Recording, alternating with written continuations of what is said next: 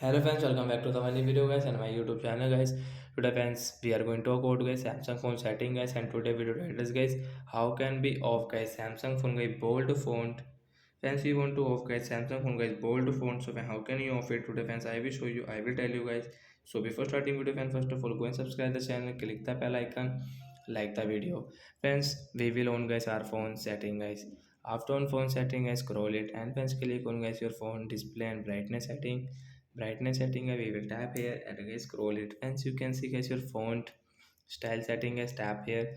Friends, you can find your bold font here, and guys you can see bold font is on. So guys we will off from here. After all guys you can see your font will default, and guys this bold font will off in our Samsung phone device. So like that guys, you can off guys your Samsung phone guys bold font. So bye bye guys, we will meet on next video guys with new topic. Thanks for watching the video guys.